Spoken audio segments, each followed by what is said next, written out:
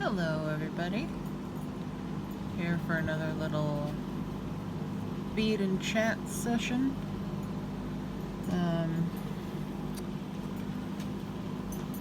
Just thought I'd throw another one of these up there. I'm making another pair of abalone heart earrings. I've already edged one here, I'm gonna edge the other. Again with the picot edge.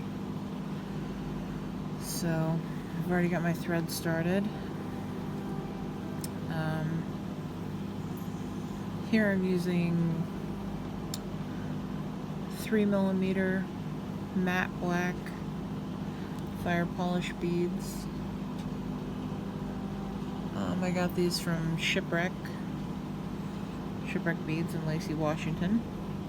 And then these are like a brick red crystal lined. Let me turn the light up there. You can kind of see those, but that's the info there for this particular shade.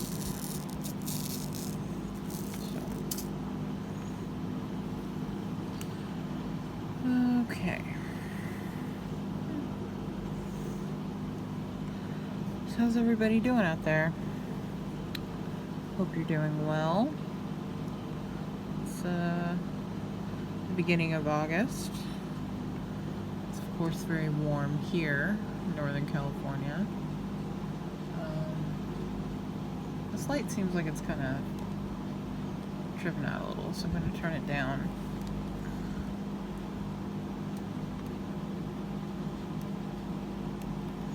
Okay.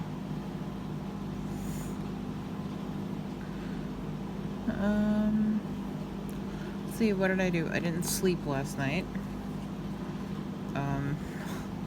Just couldn't sleep at all.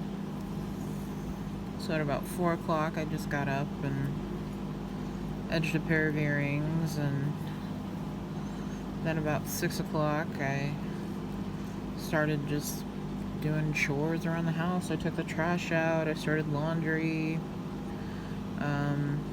I realized we didn't have any bread in the house, but I have this huge bag of flour that I got with the intent. I was like, I'm gonna make my own bread. And it's been sitting there for like months, but today I dug the old bread machine out of the storage shed and made a loaf of bread from scratch. Had all this stuff on hand, and so making your own bread is cheap. It's so much cheaper and it's so much better than the store-bought bread. So let's see, what was the recipe? It was 1 cup of warm water, 3 cups of, it's called for bread flour, but I just used all-purpose because that's what I had. 3 tablespoons of white sugar. It called for 3 tablespoons of cooking oil, but I used melted butter instead. And I think maybe that made it extra delicious. Yeah, water, flour, sugar, oil or butter, and then it was 1.5 teaspoons of salt and 2 1/4 teaspoons of yeast. And I just had the little packets, like you get the 3 little packets of yeast for $1 or whatever, and just used a whole one of those because it seemed to be right about that amount. The 2 1/4 teaspoons. Yeah, and you just dump it all in and turn the machine on, and then like 3.5 hours later you have it was super soft and fluffy. It was really good. So I was really happy that I did that. So it was just one of those days where I felt like I got a lot of stuff done, and like pretty early. Oh, I also did some 2-part epoxy resin work like if you've seen in my other videos, I haven't really done much resin work in a while because it's been so hot. Like, I only do it in my workshop outside, which is not insulated or air conditioned at all, and when it's over 100 degrees, it's just too much to be out there, and I'm generally not a morning person. But I went out today and I did that around 7 o'clock, and I just spent like an hour. Just did like a small batch. I got a couple of new molds.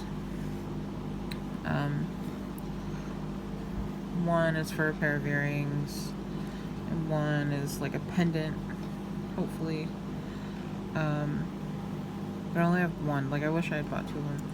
I don't want to say what they are right now. Maybe it'll be a surprise. And I'll do an unmolding in a couple of days, because I want to let them set and have plenty of time. And so I did poured the stuff in the new molds, and then I had just enough left to pour a trinket tray, which the last 3 trinket trays that I did, they had varying levels of pigment in them, and only the one with like the least amount of pigment really set the way I wanted it to. But I just left them out, and you know, maybe they'll cure, maybe they won't. And when I went out this morning at like 7 o'clock, when it wasn't blistering hot, they were totally set, all 3 of them. And so, I'll check them again the next time I'm out there, but they had no bend to them at all, which is what I find happens when I use pigment or alcohol ink. Like, the stuff just doesn't cure. So, but these ones seem to be set, so maybe they just need more time, or the higher temperatures. So I'm excited to see what happens. I'd love to add some resin pieces to my Etsy store, because I think it'd be really cool to have like it would be really cool to have like trinket trays, so you could get a pair of earrings and have a way to like contain them and display them. I like having my earrings out where I can see them. So I also have some like ideas for new types and designs, and if I could just get the curing process really down pat, then I would feel more comfortable like trying those new things and using new materials. So hopefully, fingers crossed. I don't know. I'm finding though that measuring by volume and not by weight makes a difference.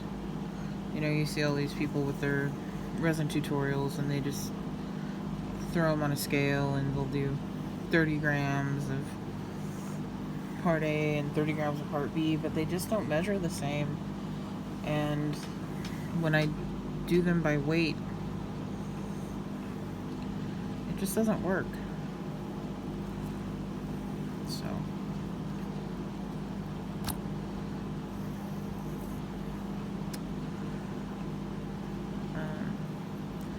but yeah, it's a lot of rambling about resin stuff.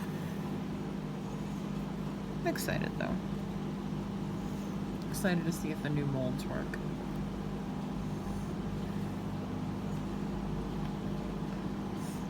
So,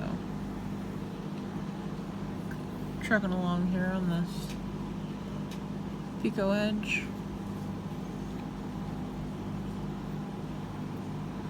trying to be gentle with my fingers though. See me pressing the needle down on the mat there and then using pliers. This thumb has just, I don't know if you can see it. It like had a callus and then the callus tore, and now every time I try to push a needle through it like rips. And like it's a callus, so it doesn't really hurt that bad, but it just like I'm afraid it's gonna get to the point to where it does hurt.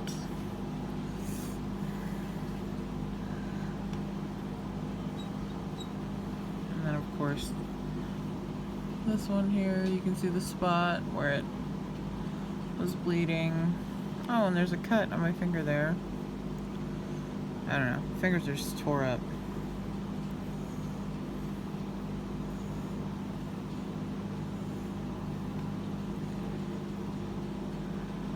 Crafting is dangerous work.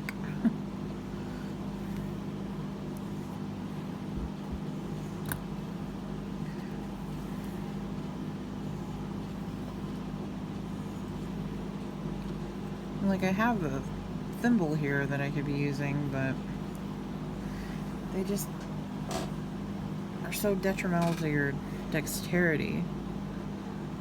See, I've got this. It's a coin thimble from Clover. And I usually, when I do wear it, I wear it on my like middle finger there, and then use this.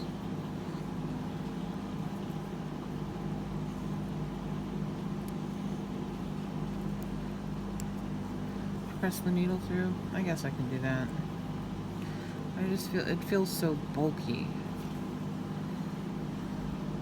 And I've tried the plastic ones, I've tried like the half plastic ones that you could slip like under your nail. I've tried the just like leather sticky pad ones, where you just, it's like this, like the size of this metal circle, but it's just a piece of leather with like an adhesive backing, and you stick them on that spot on your finger pads, but I don't know, I always lose them, and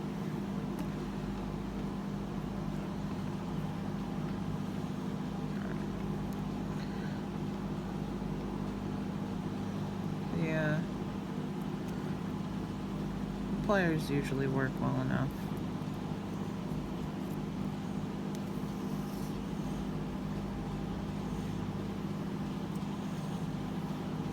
See, this slows me down.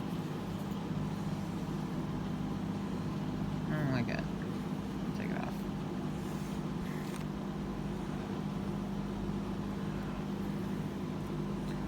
Watch, I'll take it off and then I'll like stab through my finger.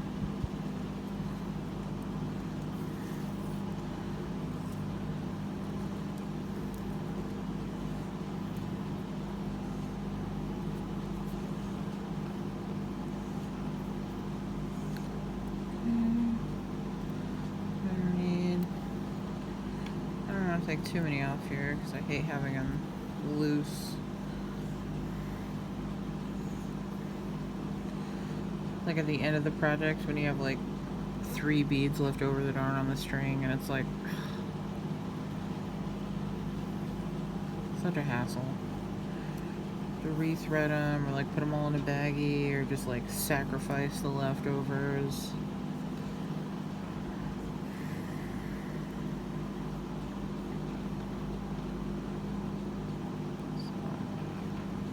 We'll see.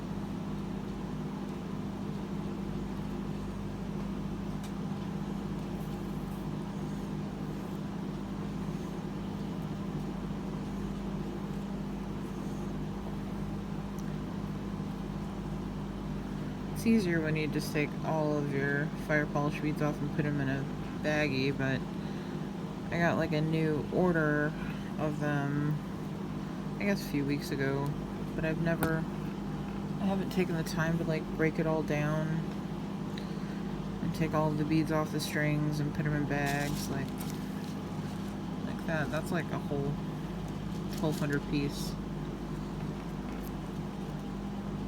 thing of beads all in just one little plastic baggie.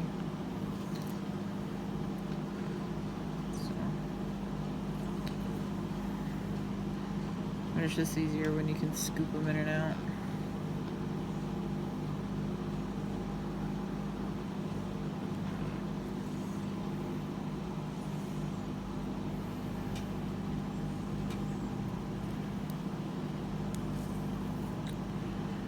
So yeah, I had that busy morning. And then my youngest nephew came over and did some weed eating and cleanup work in the backyard. Really appreciate it. When he doesn't, like, we pay him, but, you know, like, he'll go under the house and get all the crazy weeds that grow under there. And I don't want to go under there. So, really appreciate that he does, that he'll do it. So, but, and then, since I hadn't slept all day, I just, like, sat in front of the TV, and I think I mostly slept through, like, the hottest part of the day, but just, like, sitting up in a chair in front of a TV like an old man. So, don't know how quality that sleep is, you know?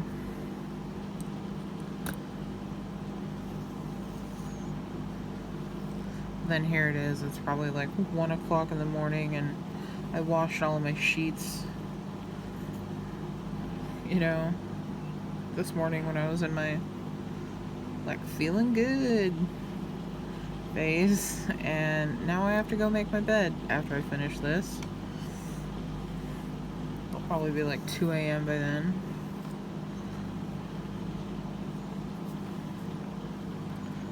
So, poor planning.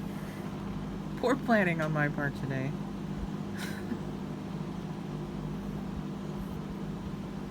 Let's see. It's maybe 3, maybe 4. Maybe 4 beads will fit in that space, but we'll see.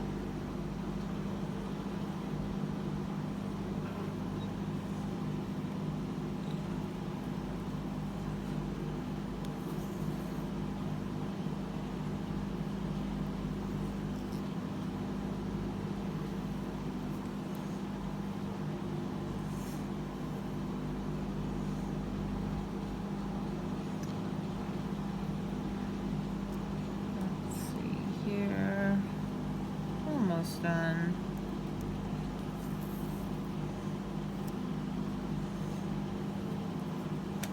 Ooh. I keep hitting this lamp. It's like right in my, like, sweeping arm motion of when I pull the thread through. No, I think we'll just have one. I think perfect amount. We pulled off the old string there. Do. Sorry.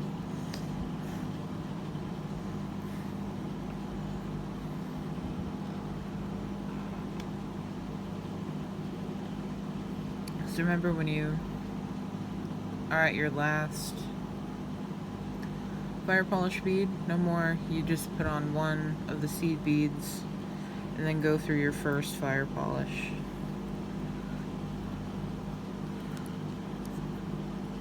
And then I come back in just a little bit just to anchor it into the backing, but then to hide the stitch I go right in, right by where it, you know, it was. Okay, so now we just weave it back through. Gonna bring it around to here and then make a loop for the earring hooks.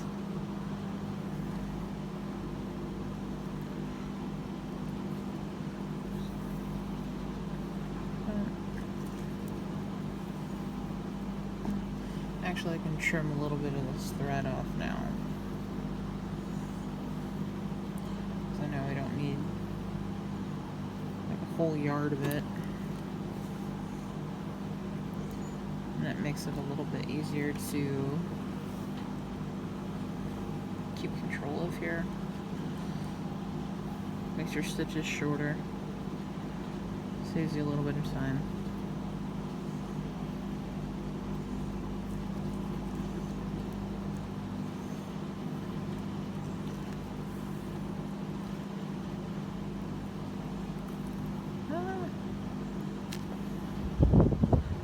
Ooh, that was a big kind of gust of wind there.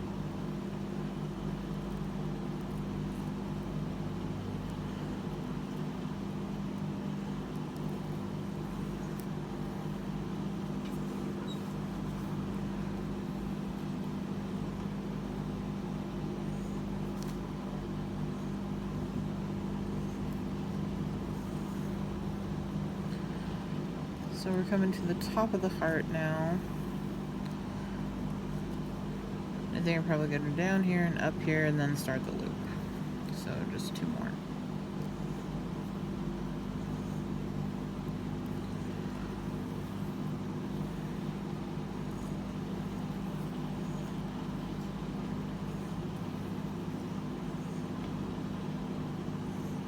Okay. That's about the same spot, I believe, as it was on the first one.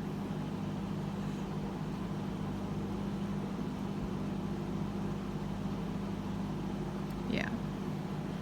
But how many beads did I do here? 1, 2, 3, 4, 12, 13, 14, 15, 16.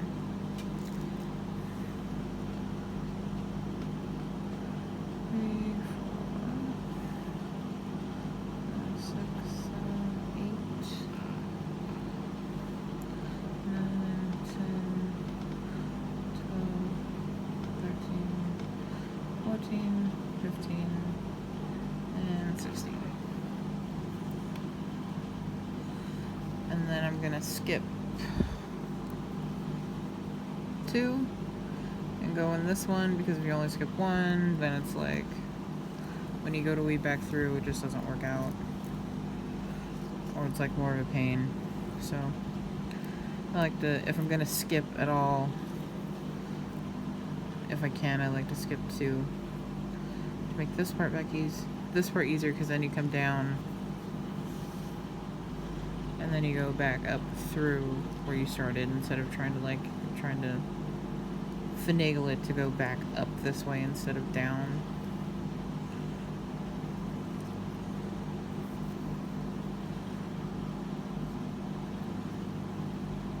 And I kind of like this like long, wide loop. It reminds me of like Catholic Sacred Heart, like the flame, especially in this like brick red color. So I dig it.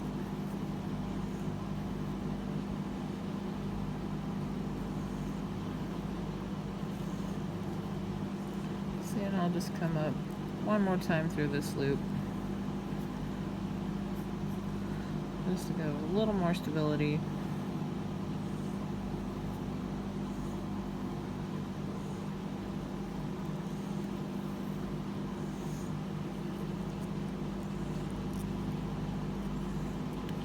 And then I'm going to weave back through here for just a couple.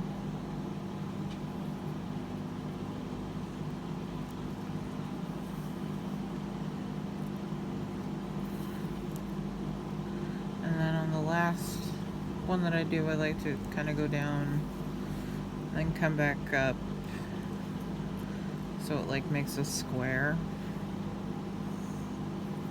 Then flip it over, and then I'm going to trim the thread, change the needle, and weave it back through. Oh, that was totally shredded. Then I pulled out a little thin one.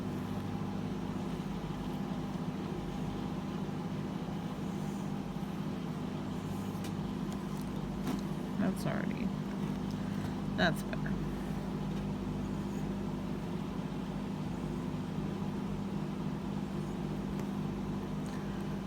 There you go.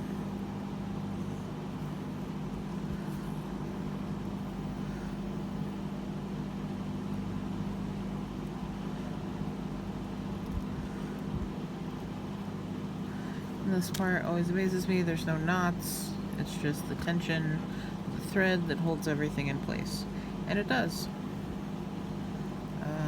I've made hundreds of pairs of earrings, and none of them have ever come, like, undone. So, I don't know. You know, maybe something has and just nobody told me, but I wear earrings, you know, that I made all the time. Nothing's ever come undone.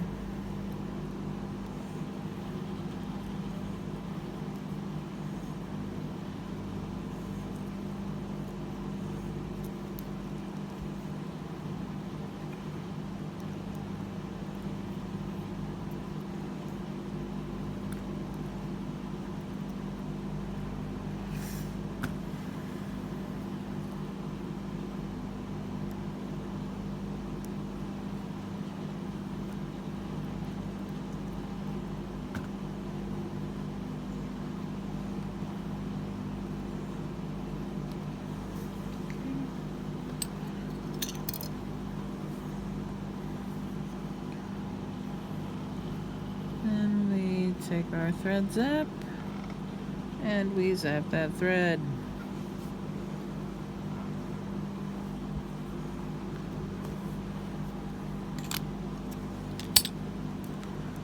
So, here we have the hearts. Let me clean these up and then I'll put them on hooks.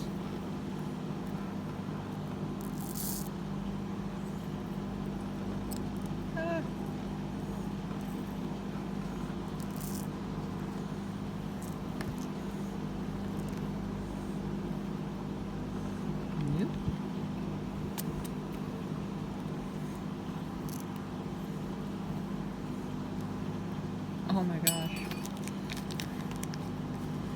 Bead. Get you yet.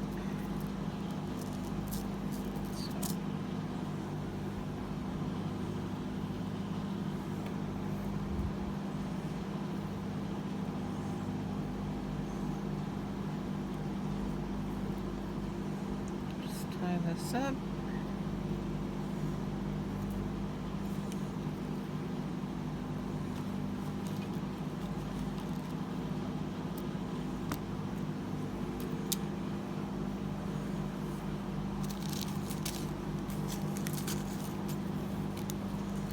So I just have these kind of like economy ear wires. I think they're from Shipwreck, but they're basically the same as the ones, the black ear wires you get at Joann's.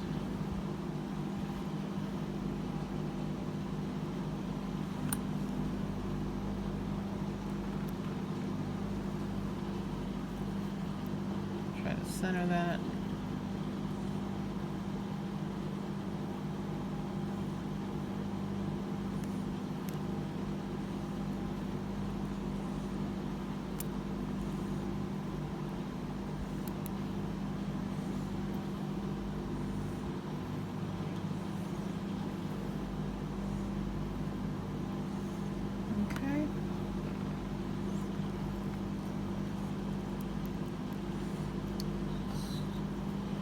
Close this up here. And there you go. One pair of brick red and matte black abalone heart earrings. Backed with white leather. So they've got that 80s flair. Alright. So if you liked watching this video, if you like watching me make beadwork, be great if you could support the channel by subscribing, hitting the thumbs up button, sharing this video. Thank you so much, and I hope you have a good day. Bye!